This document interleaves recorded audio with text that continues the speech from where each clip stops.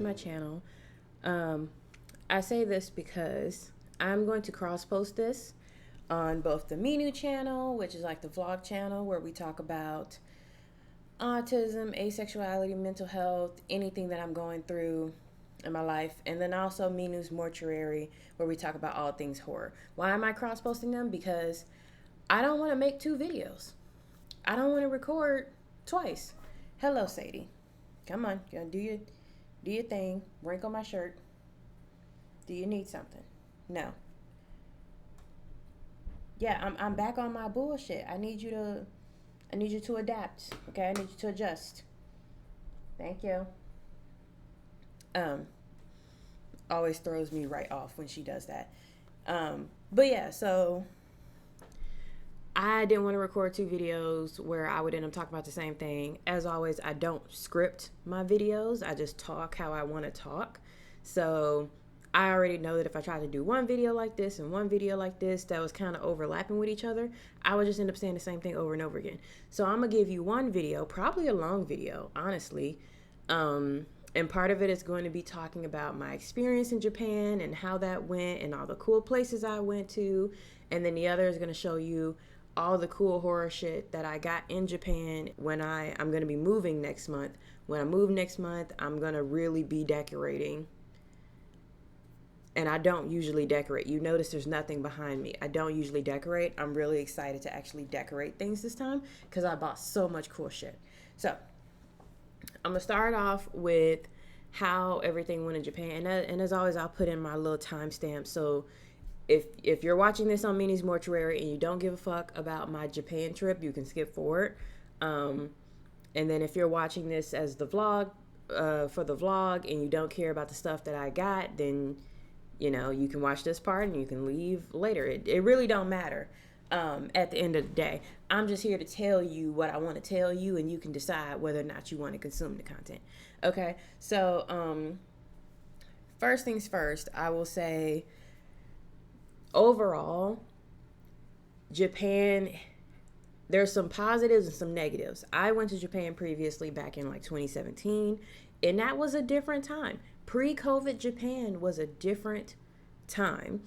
But one of the things that I remember, and don't get me wrong, I had a terrible time when I was there that first time. But one of the things that I remember that always stuck out to me was the transportation. Public transportation in Japan is amazing. It's efficient. It's cheap. You know, you could spend so much money on a fucking Uber. And I'll get into the Uber prices in a sec. Sadie, ma'am, no, you're not going to worm your way onto my lap, okay? Because we're not going to do this. Because you're going to distract me. You're going to distract me. Say, no. I'm blocking you. You can't. Well, you can't block the mic. Sadie. Sadie, please. Thank you for the headbutt. I love you, but I need you to go somewhere. You can't even see her that well. Can you? Look, here she is.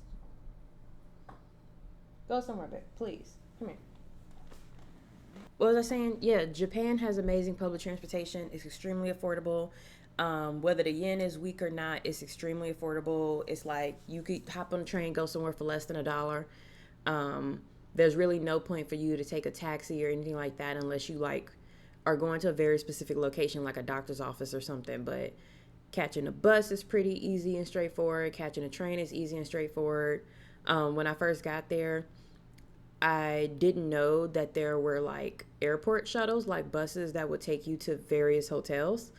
I did not know that. So Google Maps just told me, hey, there's a train, because right in the airport is a train station where you can get on the train and go to where you want to go. And my hotel is about an hour outside of Tokyo. I didn't want to stay in Tokyo because like I know that it's a popular tourist place, and I don't want to be around all the hustle and bustle. So, but yeah, public transportation, amazing. Every time I go, I come back and I get mad at America that I have to drive everywhere, because there's nothing better than hanging out with your friends late at night, going out drinking, doing whatever, and nobody has to worry about being a designated driver. Nobody has to worry about like the safety or getting home, because you just hop on a train and then you're home. You know what I mean? And again, because it's so safe, you can just walk around. Now, I will say that the tourist areas felt less safe, mostly because of tourists. Because, I mean, I know what Japanese people on, but I don't know what these people on. So, yeah, the transportation is really, really good. The second day I was in Japan, so the first day I got in super late in the evening. It took me forever to get through customs. So the second day I got up in the morning saying, hey, I'm going to go into Tokyo. I want to go to a gluten-free restaurant for breakfast. Now in America, if I'm about to get up and go eat breakfast, I just hop in the car and I drive there and then I go eat. But because I was in Japan, I was going to just take the train. Did not realize that I was taking the train during the busiest time of the day, which is rush hour, like 9 a.m. This is where you see the train pushers. This is where you see people just smushing their bodies together in the train. And I had experienced this once before, but in a group. When I was doing my study abroad back in 2017, I was in a group. So I was smushed amongst people that I knew, who I could talk to and communicate to. But this time, I was by myself. I was solo dolo. I did not have any food on me. I had water, but because we were all so smushed, I couldn't drink any of my water. And right before, and I knew probably about the third stop because Google Maps lied to me. I got off and I got back on, so that delayed me. But I knew after a couple stops, I was like, damn, I'm about to pass out. And then my brain was just like, and I was literally squished into the wrong side of the train. Because, like, there's two sides where there's doors, right? And say this door was the one that was opening that you can get off on. I was squished against this door. So it was not going to be easy for me once I got to my station to just pop out. You know what I mean? But I was like, oh, man, I'm about to pass out. But it's okay because I'm almost at my stop. So when my stop gets here, I'll just get off and it'll be fine. And I was just like holding, and I was super anxious because I'm really bad with crowds. My autism does not like the smells, the sights, the feelings of being smushed with a bunch of people. So I probably wasn't breathing that much either. I already don't breathe like that. Like, I'm a very like light, soft breather. It's really bad. It's really bad for my health. I do not deep breathe. But I'm pretty sure I probably was holding my breath as well. So I knew we were one stop away. And I was like, all right, I got to get ready to get off at this next stop. Next thing I know, I'm on the floor. And I don't even know how I made it to the floor because we were all packed like sardines. So I would have never thought that I could have fully fell over to where I was on the floor. Because we were so packed, like you couldn't even hold on to the little rails. There weren't enough. There was not enough rails for people to hold on to. So even though the train was going shoo, shoo, shoo, no one was falling because we were packed so tightly. So I was surprised that I was even on the floor. It's like somehow I fell and the train opened up and emptied and there was just less people all of a sudden. I don't know what happened. All I know is I was on the floor and there was this lady over me and she's like, Daijobu, Daijobu, Daijobu. And I was like, Daijobu janai. Tetsurate, tetsurate. And they were like, ah, and they called the police, which the police are always in the station anyway, but they called the police. And these random strangers helped me off the train so the police officer could talk to me. And I can only say a little bit because I don't know how to say I passed out. But then I put out my little phone and I put out Decor and I told him, I was like, look, I passed out. I need to eat some. I need water. I'll be fine. Because, I mean, chronic illness person, me passing out is not the end of the world to me. That is not a big. I've had worse things happen. My body has betrayed me in many ways that passing out to me just felt like a reboot. Like it was like a hard reset to me. And honestly, that's probably for my health. I felt so much better after I got up. I was still like groggy and not fully there, but I did feel like I wasn't going to pass out again, if that makes sense. I'm not moisturized enough for this conversation, y'all. But yeah, so the police officer, he called the ambulance. And I was very embarrassed, honestly, like, because I'm sitting here like I'm a foreigner. It's my first day here. They trying to figure out what's your name, where's your hotel. I'm trying to tell them where my hotel is, but my Japanese pronunciation is bad. So they're like, what? So I struggle in Japanese to pronounce. I pronounce the O's like Oz, which sounds confusing for Japanese people, and that's literally just my accent. Like I tend to pronounce O's and O's similarly. So, the ambulance showed up and the EMTs were there and they were like trying to ask me, like, did you hit your head?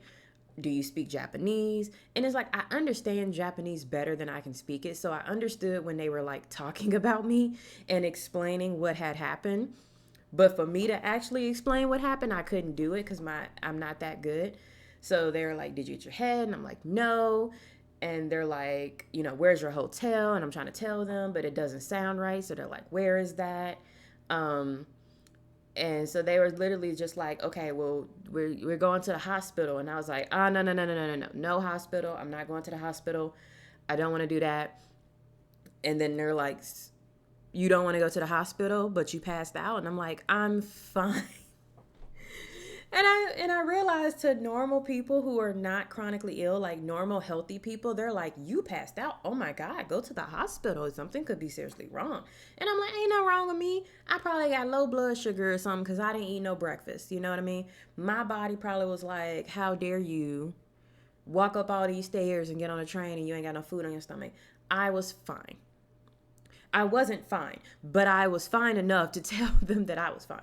So they was just like, like, even one of the guys was kind of trying to hold back a laugh because he was like, what is this? What's happening here? And I'm like, I just need to eat something and drink some water and I'll be fine. And they were like, can you walk? And I was like, kinda, yeah. And they were like, okay, we're going to go down the stairs. I was like, I can't walk down the stairs. Please, let's take the elevator. And so we took the elevator and they walked me out of the station to like this little pastry shop. And I sat in that pastry shop for easily an hour and a half, maybe 2 hours, just like becoming conscious again. And they were trying to tell me like, you should go home. You should go to your hotel and just rest, and I was like, yeah, I'll totally do that. I knew I wasn't gonna fucking do that. But I was like, yeah, I'll go to the hotel. I'll rest. I won't do nothing else today. There's like, you're not gonna do anything today? I'm like, no, nothing else today. I'm gonna go rest. I'm gonna go to sleep. And they were like, okay. And they dropped me off at the pastry place and I sat there eating croissants and drinking water. And then I realized I was in Akihabara, which I didn't even know that wasn't where I was going. If I think about it, I think I was trying to go to Shibuya or something. Like, I passed out and they put me in Akihabara. So I was like, I'm in Akihabara. Let me go, go get some manga, go to some anime stuff, like walk around a bit. I'm going to do something. I'm not wasting the whole day. I had 2 weeks. I'm not wasting the whole day. I didn't want to do that. And I bought a shit ton of books. And that was pretty much the theme throughout. My thing is like, I bought myself a bunch of books. I bought a bunch of anime shit for my niece, so she's really into like Demon Slayer, and there was several others that she sent me, but they weren't as popular as Demon Slayer, so she got a bunch of Demon Slayer stuff. I bought stuff for my best friends, and for me, it was just a bunch of books and eating at restaurants. So I'm gonna show you all the books I bought, and I went to multiple places. I went to thrift stores that sold manga. I went to discount book places. I went to regular bookstores that had manga sections. I went to multiple places. So this is not all from one place. I went to a place called Mandarake, which was where it's like you get stuff in bulk for a cheap price. I went to a place called Animate, where you can get a bunch of manga and anime DVDs and stuff like that. I went to a place in Akihabara called Book Off, which also offered like some discounted books. So I went to a bunch of places, but I'm going to show you all of the books that I bought. And then I'll show you some of the anime stuff that I bought as well, because I didn't just buy books, but most of my stuff is books. I bought a lot of this based off of me going into the place and saying, where's your horror manga? Which they don't call it that in Japanese. They basically call it, the translation is like scary books. But the word for scary is kawaii. And again, my O's and my A's are wrong. So when I say kawaii, it sounds like I'm saying kawaii. See, even as I listen to myself, it sounds like the same thing. So I would end up asking for cute books instead of scary books. So I just say horror manga when I go there. But I'm going to show you what I got. So, matter of fact, let me show you this entire thing. Look at this. Just to move this from my bookshelf into this room, I had to fill up a luggage. And it literally fell over as I was pulling it down the hallway. Okay, to start off, I tried really, really hard to find Attack on Titan stuff. I know that the season is over for Attack on Titan, apparently, in Japan. But I still wanted to find shit. Attack on Titan was not really getting any love at a lot of these manga places. It was very upsetting. It's all Jujutsu Kaisen, Demon Slayer. Who else is really popular right now? Tokyo Revengers. Like, it's really a lot of those now, and it's not really, they's not rocking with Attack on Titan at all. At all. So very little stuff. But I was able to ask the shop, the guy who's working there, to point me to the manga. And I'm not gonna buy every single volume of Attack on Titan, because that's crazy. But I was gonna buy the very first one. I felt like that was, you got to do it. Yeah, the very first one, you got to do it. So I bought the very first volume. I bought this, which says it's like the final volume. I had never seen it before, and because they have plastic on them, so some places you go in Japan with manga, you can stand there and just read the manga, like flip through it. And then there's other places where they literally wrap it in plastic, so you cannot read through it. You have to buy it. There was a couple places that I was like, y'all gonna cut this open and show me what's inside. And they were very helpful. They were very helpful and nice. But I didn't know what this was. And I was trying to look it up, and apparently it is like a special edition that also has an interview with Hajime Isayama in it. So I was like, yeah, let me get that. That's pretty cool. Slide that to the side. I stood for who knows how long in Animate because I couldn't flip through the manga. I stood there forever trying to reverse image search this manga, and I couldn't find it anywhere. I'm going to show you. This is volume 1. So it says in English that this is called The Wanderer. But whenever I would Google The Wanderer manga, it would bring up some kind of Chinese manhwa. So I could not find this anywhere. And even when I reverse image searched, I couldn't find it. Now, my friend's brother was able to find it eventually so that I could get like the synopsis. Because if you look on the back, let me show you this. There you go. It shows you like a few clips from the manga, but because it's written like going straight down instead of across, I had a hard time understanding what it was about. I can guess from the picture that it's about a serial killer who kills people with scissors, but you never know. Japanese manga can be very deceptive. So I bought this, and then there was 3 volumes on sale. I didn't know how many there were, but I just went ahead and bought all 3. So this is 2, so this is 1, this is 2, and this is 3. I was like, if I wasn't gonna buy anything else, I was gonna buy 3 at least because this looks so cool. But yeah, so that's called The Wanderer, about a serial killer that kills people with scissors. Okay, so it says, and then I bought this summertime rendering. Now this does not look like a horror manga at all. But then as I started like flipping through it, because this was in Book Off. So Book Off lets you flip through it and look at it.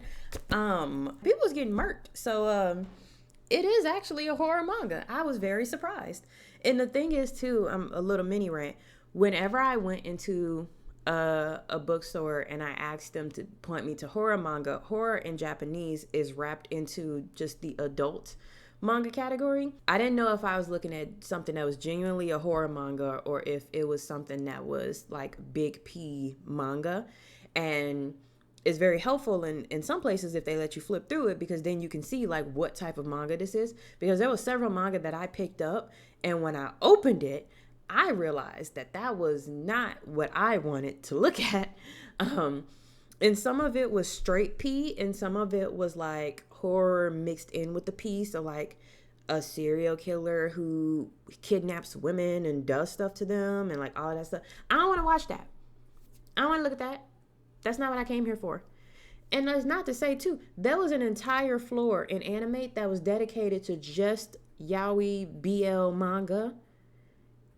And it was all wrapped. So all you had to look at was the front and back covers, but just the front and back covers alone, I felt very uncomfortable standing there looking at that. I didn't know how people were just casually, it was like, you know, a lot of women on that floor, but they were just casually browsing it with their friends, like, oh, like this, you can buy some of those. And it was like, that was like BDSM there. Like, it was straight up on the cover, like, and then they would show you the little pictures on the back from the manga, and it would just be straight, like, graphic scenes. And I was just like, I don't,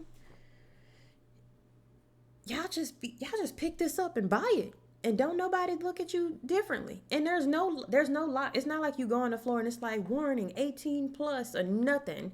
It's just a whole floor of just BL manga that you can buy that has all types of graphic stuff in it. Moving on to more horror manga. This was another thing that I got at Mandarake, called TiVo, and it's basically like, think of any type of horror anthology you've seen where the premise is that you're like watching TV and you're seeing horrifying things. So think like VHS or something like that, where you're watching the TV and you're seeing like various different like horror stories happen. So that's what this is. And so each channel is a volume. So I bought all 3 volumes. You can see on the back just kind of like the concept of like horrifying TV stations. So that's TiVo. I bought these 2, which apparently my best friend loves. Magical Girl Sight and Magical Girl Apocalypse is what she said they're called. Well, no, this one. Yeah, no, this Magical Girl of the Apocalypse here. And then this is Sight, though. Yeah, Magical Girl Sight is this one. I had never read these before, but my best friend loves them. This is what it looks like on the back. So I just grabbed the first volume of each because it did look really interesting. I bought this one, so this is 4. Not now, Sadie. This is the 4th edition. And I don't know if I bought the 1st edition. I'll have to look as I go through more of the books.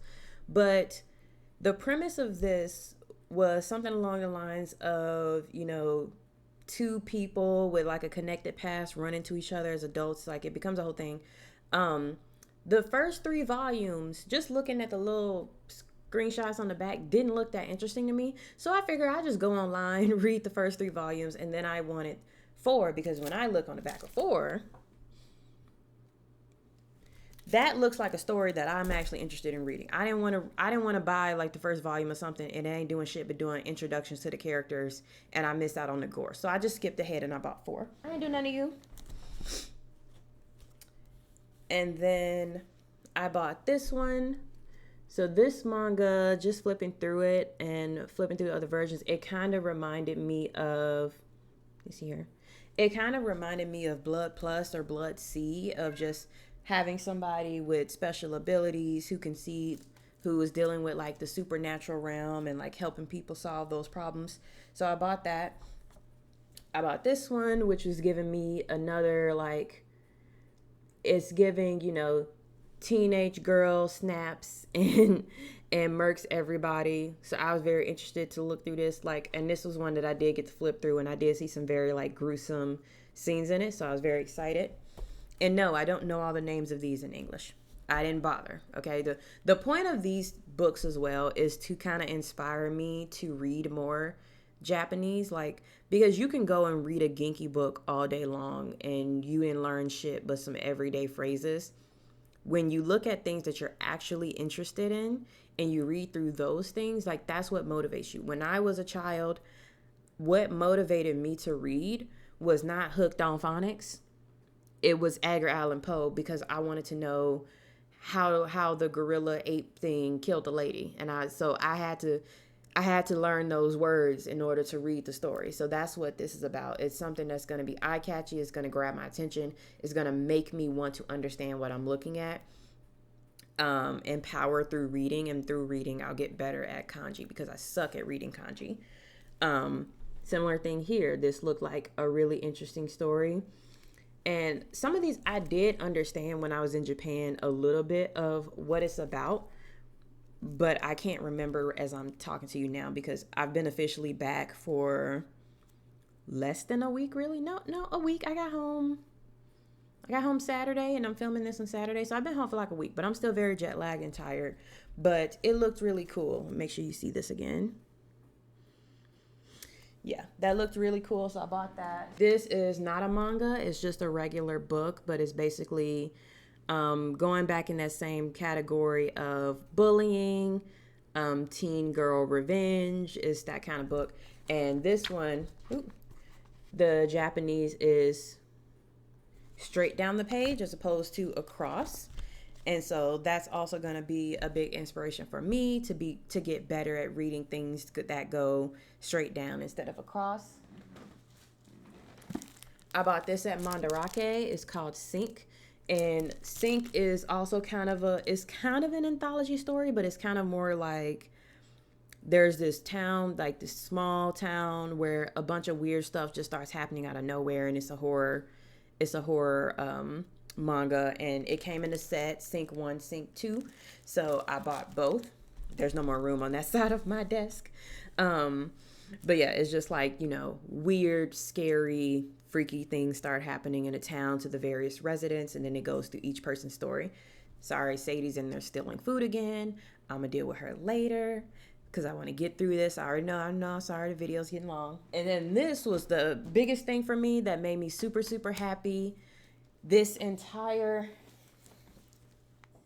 all of this.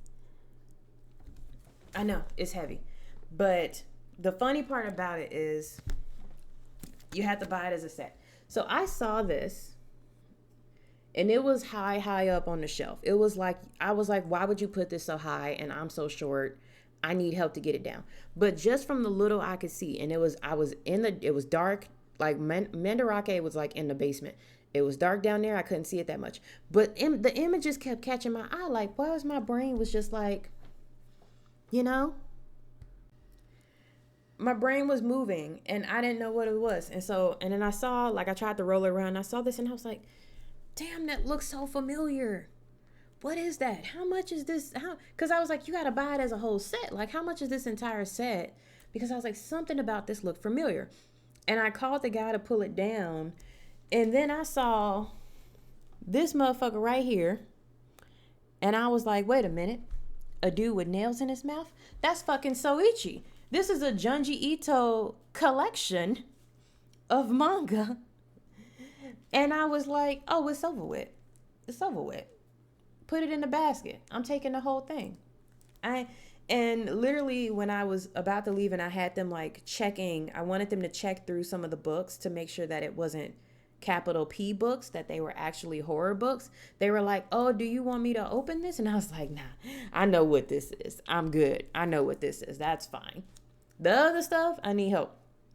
I know what this is. That's Junji Ito, who I love so much, even though I find him to be a little sus at times with the way he treats his female characters. I still love his manga, and I was just super excited to have, Japanese editions of his manga. So I was very happy about that. That is all the manga I think I have. And then I will show you also, I didn't just buy manga. I bought a few other things. So I'm going to talk on Attack on Titan, then I'm going to gripe about Jujutsu Kaisen real quick. But Attack on Titan, just mosquitoes getting, like I said, Attack on Titan was not getting no love in Japan. Like, I literally could only get what I can get, which was like bargain bin stuff, stickers. Like, it was really hard to get anything Attack on Titan related. So I literally just grabbed what I could. So this right here, this is a copy of Levi's scarf and Irwin's bolo tie. And this thing that I got from Yoshinoya. No, hold on. Yamashiroya, that they taped closed. I got a bunch of stickers. So I got a Mikasa sticker. This isn't really related to Attack on Titan, but I also bought this because I thought it was cool. Chucky. And a Levi sticker. Again, it was slim pickings. Okay. I also got these cool, I don't know what you call these, but like a film roll. It reminds me of a film roll. And they only had 2 of these. They had this, and then they had like, I think Mikasa fighting or something. Well, no, it wasn't her fighting. I think it was like her and Aaron or something. But I thought this was a really great scene from the final season that I loved with Hanji and Levi. I got this one of Mikasa from the final season with her short hair. There wasn't a lot of Mikasa stuff that I liked just because it makes me uncomfortable how sexualized she has become. Because I liked her for the opposite reason. I liked her because she seemed like just like a strong female character, but she's become very sexualized. And so that was a lot of the stuff that I saw with her. It was doing too much in the chest area. Like they made her breasts look bigger on purpose. And I was like, I'm not interested in all that. But yeah, so I got that. I got this poster of Erwin in an alternate universe. I got, is there a back to that one? No. So that one's Erwin. This one is Armin and Levi. And then on the back, you got Mikasa and Aaron. And then I also got this, which is kind of like a glass block thing. But they had this as both a blanket and as this. And I own a lot of horror blankets. So I just went ahead and got this instead. They were like the same price anyway. But yeah, I thought that this one was really cool because what's the Colossal Titan doing here? It's really just like, you love the Colossal Titan, even though everybody is actually also here. It's just like, there's a Colossal Titan in the background. But alternate world where things went nicely, I guess. And then I also got this little keychain of Levi. So the other stuff that I got, so like I said before, Attack on Titan really was not getting no love. There was entire sections dedicated to like Jujutsu Kaisen. Even in manga stores, there was entire sections dedicated to Jujutsu Kaisen. And I'm not saying Jujutsu Kaisen is bad. I haven't watched it yet. I don't like watching things when they're at the height of their popularity because fandoms are annoying. So I'm waiting for it to kind of die down. Also to get, some more seasons under its belt. I'm not somebody who likes to watch something and then wait 2, 3, 4 years for it to pop back off. That was my gripe with Attack on Titan. I felt like that was too much of a delay between I think it was the second season and the third season. But yeah. So I do think that I would like it when I watch it, but I'm just not watching it right now because I don't feel like investing myself emotionally in a show that's nowhere near completed, and I also don't feel like dealing with the fandom because the fandom is very thirsty, and as an asexual person, I'm just not down with being thirsty about stuff like this. But I do respect it, and I do think that I would like it, and so I tell myself, since I know that I will like it in the future, I might as well buy some stuff that's related to it so that I can have it, so when it's no longer popping and there's not as much stuff in the stores, I don't have to be mad. So I bought this thing of Satoru Gojo. I bought this, which was on sale, surprisingly. Yeah, this is like a whole framed photo of these 3 characters, and it was on sale. It was on a big discount compared to all the other Jujutsu Kaisen stuff that I had bought. I also got a few Studio Ghibli stuff because there was a Studio Ghibli store. So I got a Spirited Away poster. I got a Princess Mononoke poster. I bought this little guy whose name I forgot, but he's also from Spirited Away. It's like a little coin purse. So you can pop it open, put some stuff in there. You can't really fit nothing in there but coins, but it's cute nonetheless. He's even got a little mouth in the middle. I bought this, so I'm not going to open this until I move because I don't want to have to fold it back up. But this is a Freddy Krueger poster. This was also it wasn't on sale, but it was the last one they had of Chucky. So as you saw, I had a little Chucky sticker. I do love Chucky. I do love Freddy Krueger. So I was really happy to walk into a store that I was just randomly walking into places. I did not plan to go anywhere on this trip, but I was very happy to walk into a store and actually see horror stuff because, again, like I said, Japan kind of puts horror in the adult category. So a lot of horror stuff is really just more sexual. And it's just kind of weird. So for me to find stuff that was genuine horror, it was just horror all the way through, just meant to be scary and not meant to be titillating in any way, I was super, super excited for that.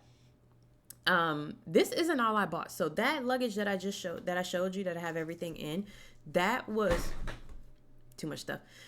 That was my small luggage. So when I went to Japan, I had this super long, extra large luggage, and I put my small luggage inside of that, and I put my clothes in that. So I went there with the plan that I was going to fill up that big, large luggage with all of my souvenirs. So I also bought a bunch of stuff for my niece, and I also bought a bunch of stuff for my friends that I'm not including in this because they watch the channel, and I don't want them to know what I got them until afterwards. But I also bought a bunch of stuff for them too.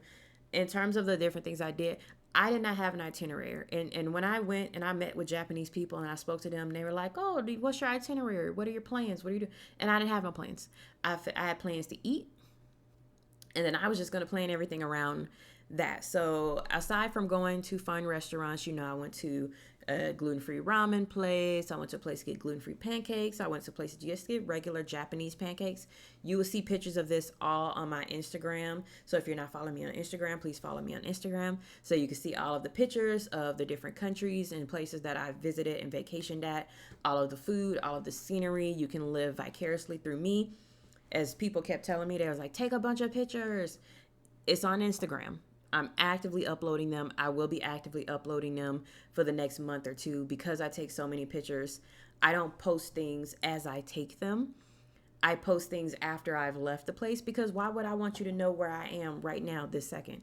So I am uploading. I've been uploading, but I'm consistently uploading on Instagram all of the photos. And I have a lot of trips planned this year. So you're going to continue to see all types of travel photos. I said it. She's doing that thing where she goes on my leg. But yeah, so I ate at a lot of fun places. I actually did visit the Black-owned bakery and got to talk to the owner there. He'd been in Japan, in Nakano specifically for 40 years. So he and I had a really good conversation and we took pictures. That's on Instagram. Aside from going to like places that were labeled gluten-free, which were always expensive and full of white people, I also just went to random hole-in-the-wall places. Like I went to izakaya where I had beer and yakiniku. I went to, there was a soba place near my hotel that I went to multiple times because soba is naturally gluten-free. So I had like soba and tempura a lot. I went to bakeries and had a bunch of like fresh baked pastries. Location wise, obviously I went to Shibuya, I went to Ikebukuro, I went to Akihabara, I went to, I don't know if it was Asakusa or Akakusa. I can't, there's two of them and the K and the S, they're basically the same word, but the K and the S's are swapped and it confuses the shit out of me. I went to a little meetup group for Japanese people and international people. So I made some cool Japanese friends there that I got to talk to. And for me, overall, it was just about like just discovering places, walking around, going to dollar stores like Daiso and Seria. And just experiencing stuff. I am not a big planner of we got to do this. I just show up places. Like I said, the day I passed out, I wasn't going to Akihabara. I just ended up there because that's where the train stopped, where they got me off the train. So I was like, I'm here now. I'm gonna go to these places. I went to okonomiyaki place, which I love. That's like my favorite Japanese food, which apparently is like surprising to Japanese people. I think they expect me to like ramen or something. I'm like, no, okonomiyaki. So I had okonomiyaki, I had yakisoba. I just, a lot of cool things. And I know that there's like concerns, especially like more and more tourists are acting a damn fool. And so there are places that are like, we don't want tourists, we don't want foreigners. I didn't have that experience anywhere. People were very nice everywhere I went. Even when I was wearing these, I was wearing this. Like, I was wearing like my horror shirts. I was wearing my horror pants. I had my skulls on. People were very, very nice in helping me. Like, I went to a restaurant for lunch. I didn't know nothing about this restaurant. I didn't know nothing about the area that I was in. And I was just like walking up to people with the little Japanese I did know, trying to ask them about the menu. How do I order? And literally they would walk me through everything. And sometimes they would just grab me. Like when my table was ready, they'd be like, grab me. And like, I'm running after them. Like people were very, very nice. if they saw me struggling to order something because I couldn't read the menu, they would like help me order, you know, like, oh, you want this, you know, they're very nice. Also for my birthday, because I went to Japan for my birthday. For my birthday, I had dinner at a vampire cafe in Ginza, which is apparently the most expensive place you could be in Tokyo, because there was nothing out there but luxury designer brand stores. It was all Dior, Chanel, like Gucci. It was just a bunch of like designer brand department stores. And it was the second most expensive meal I had, because I went to a steakhouse and I felt like I got ripped off for some Kobe beef. But it was the second most expensive place that I'd eaten. I spent about 6,400 yen on my meal, because drinks alone were 1,400 yen, which is ridiculous considering you could go to a bar or something and get drinks for like $2 to $5. Not even $5 really, like $2-3 you can get a cocktail. But it's vampire themed, it's all special. And I posted pictures of that also on Instagram. They did a little ritual for my birthday. It was a really great environment, and the foods were really, really fun. Like, I had this little eyeball thing that tasted good. I had coffin sandwiches. I had little finger food that had like bats on it. And I had a pancake with looked like they poured blood over it. They had candles lit up to make it look like a ritual. So it was a real cool experience, and I can't wait to go back with my best friend, so because that's like her whole aesthetic. But after I left that restaurant, I didn't want to spend no more money. After I left that restaurant, I was like, how the fuck I get home? There was nowhere I wanted to go in Ginza, because I knew I was about to drop a stack, and I did not want to drop no stacks. So I would say overall, like, I really, really enjoyed it. And the area that I stayed, like I said, was a small town that was like an hour away from Tokyo. And I really liked just walking around there, going to the grocery store, going to the restaurants, eating, going to Family Mart. Like, I did that a lot. And then on my rest days, that's literally all I did, was like go walk around the corner, get something to eat from the grocery store or Family Mart, and then go back to the hotel and watch movies. Because rest days are important, especially on vacation, because you go there to rest. But I would definitely say, like, if you are going to Japan, which I'm going to go back next year. I'm going to go back next year for my birthday, and I'm bringing my best friend so I can stuff her full of matcha flavored everything and take her to the Vampire Cafe. And I'm super excited to just overwhelm her with that. And I'm going to take her to all the fun themed cafes. We're going to Kirby cafes. We're going to do all the stuff. So I'm super excited to experience that. But as somebody who went by myself, and if you are planning to go by yourself, I would 100% say that you should not stay exactly in Tokyo, because again, your biggest danger is going to be from other foreigners. I also feel like areas like Shibuya, one, is extremely overcrowded now. But two, tourists are annoying. Like, they will stand in the middle of a busy intersection trying to get that perfect shot for social media. And you'll notice I don't have those beautiful videos that people do where, oh, look at me, I'm in the middle of the street and da da da. Like, I know those go viral and they're very popular, but I don't do that because you're standing in the middle of the road blocking traffic to take a video. No. But yeah, and I just feel like the areas where there are more tourists was just more dirty. And that's very disappointing, because I remember when I first went to Japan, everywhere I went, I felt like I could sit on the ground because it was so clean. It was so clean that you hold on to your trash everywhere you go, because you don't want to accidentally throw something on the ground and inconvenience everybody else, because nobody else was doing it. Everything else was so clean. Like, if you walk into something that is so clean, you don't want to make it dirty. But the tourist areas like Shibuya Parko and like the shopping malls and all those things, it was so dirty. There was trash, there was pigeons. Like, I just could not deal staying somewhere like that, especially given the fact that it would also be extremely loud at night, because tourists would be going everywhere doing everything because they don't have to go to work. So I would 100% recommend staying in like a small town, like outside of Tokyo, where it's like quieter. You're going to see more older people during the day. It's stuff to do everywhere. I think people think like when you're in Japan, you gotta go to Shibuya, you gotta go this, you gotta go that. It's stuff to do everywhere. I literally watch TV for like 5 minutes in my hotel, and then I was out and about. There's always somewhere to go. There's always somewhere to hang out. The cafes, the restaurants, they don't really kick you out. So you could just hang out at a bakery for like 2 hours doing whatever you want, reading a book. I also went to like a cyber cafe where you can like rent a room for a period of time so that I can do my therapy sessions. Because I still had therapy while I was out there because therapy is self-care for me. So I kept going to therapy while I was out there as well. But it's just a good place. It's very, like I said, the smaller towns feel very safe. It feels I can just go for a walk. I can go hang out at the park. I can go hang out at the cafe. I can take as much time as I want to eat breakfast. No one's going to kick me out. No one's going to rush me anywhere. And then the transportation to get wherever you wanted is like so cheap that if you did decide halfway through the day that you wanted to hop over to Ikebukuro, then you could just do that. And it's fine.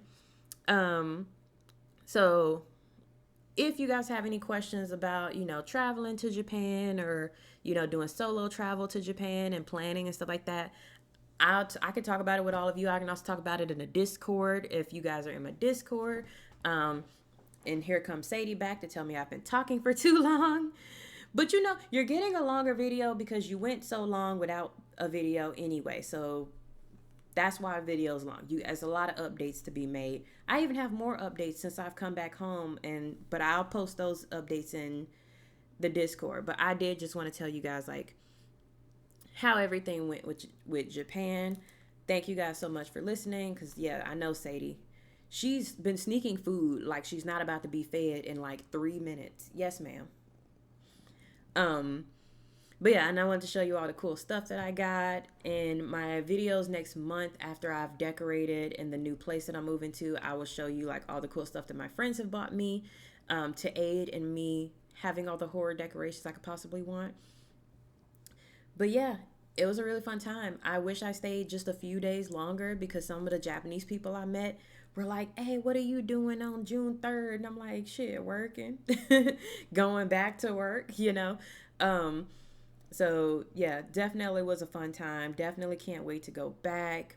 Can't wait to bring my friend back there and show her all the cool, fun stuff. I visited some shrines. I went through some parks. I did a lot of like early morning stuff where there was no people. And it was just nice and peaceful and calm and safe. I cannot stress, as an American living in the South where everybody has like 3-4 guns per household, if not one of those people who owns 15 to 30 guns in their house, how safe it feels to be in an area where, like I say, I'm the scariest thing walking down the street at night. I go out there, ain't nobody outside. I feel good. I feel fine. Gonna go to Family Mart, gonna pick up something to eat. Like it was just a good experience. It felt very restorative because I had such a terrible time the first time I went because my college did not have a Japanese program. So I just randomly found an online program so that I could go to Japan, and the program was trash. And the people running the program was trash, and they were not supportive, and nobody ever told me what was going on from day to day. And I was extremely stressed about getting good grades in the class because I wanted to graduate and I had to prove a certain level of Japanese skills in order to get that language credit. So it was all very stressful and it was very hard. So to go back and to be in complete control of my itinerary, to know where I'm going, know what I'm doing, and to change my plans on a whim. If I decided, okay, this day I'm going to Shibuya, and I wake up and I don't feel like going to Shibuya, I don't go to Shibuya. I go somewhere else. Or I stay in the room and I watch movies. So being able to do that is really, really freeing. I had a great time. Spent a lot of money, but didn't spend as much money. Oh, God damn it, Sadie. Didn't spend as much money as I thought that I would spend, because the yen is a lot weaker now than it used to be. So honestly, I didn't spend that much money. I actually spent less money of the 2 weeks of travel. Like my monthly expenditures for May is less than my usual monthly spending.